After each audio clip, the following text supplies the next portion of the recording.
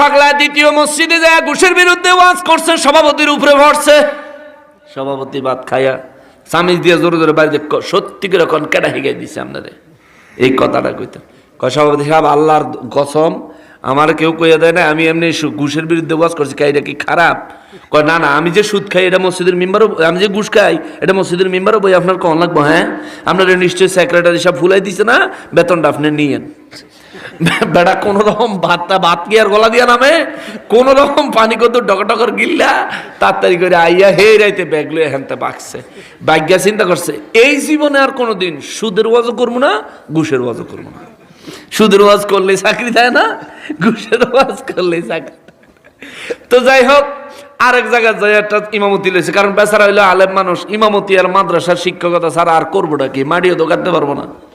গিয়া লইছে আরেক জায়গায় ইমামতি, সেই জায়গা তো সুদ ঘুষের বিরুদ্ধে ওয়াজ করে নাই।